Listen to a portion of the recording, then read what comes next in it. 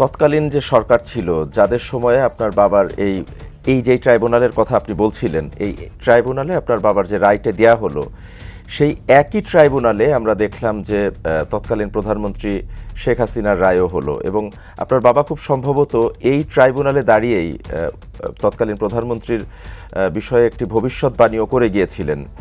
আমি সেই বিষয়টা, মানে এই যে অনুভূতিটা, এটা কি আসলে কাকতালীয় নাকি হবারই ছিল, এটা একটু জানতে চাই। এবং একই সাথে আপনি যাদের নামগুলো বললেন, আপনি আসলে এর সাথে যারা জড়িত বা সংশ্লিষ্ট, তাদের আসলে ঠিক কেমন বিচার আপনি প্রত্যাশা করেন বা কেমন বিচার আপনি চান?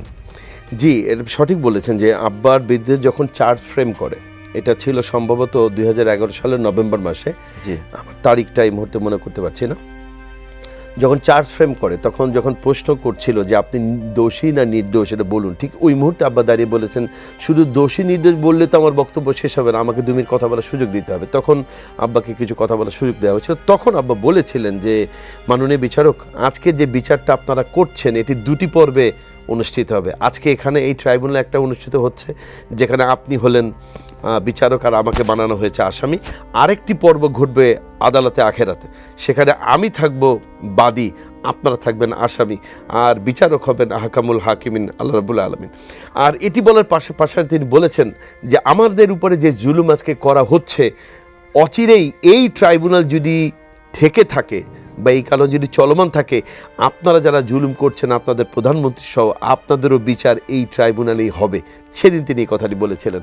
তো এটি আমি কাকতালীয় মনে করি না, কারণ আরও একটি এরকম ভবিষ্যৎবাণী আমার সম্মানিত পিতার বলা আছে, এটা সারা বাংলাদেশের মানুষ, সারা দুনিয়ার মানুষ জানে।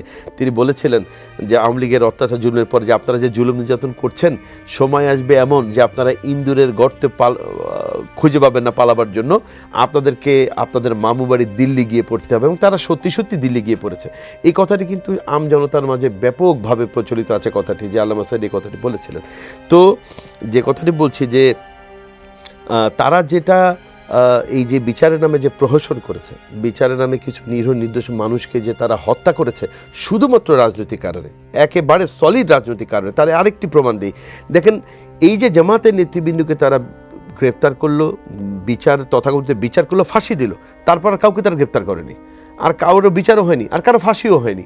তার মানে তারা বোঝাতে চাইল যে সারা বাংলাদেশ 1971 সালে এই যে 30 লক্ষ মানুষের জীবন, এই যে মা বোনের সম্ভ্রমহানি, যা কিছু এই 5 জনই গুটি কয়েক লোক, এই গুটি কয়েক লোক, তার মানে এটা বোঝাই যে এটা পলিটিক্যাল মোটিভেটেড একটা মামলা ছিল। এবং এটা অবশ্যই এটা আমরা বিশ্বাস করি এটা ভারতের নির্দেশনায় করা হয়েছিল, কারণ যে মানুষদেরকে তারা হত্যা করেছে এই প্রত্যেকটি মানুষ ছিল ভারতের আগ্রাসনের বিরোধী।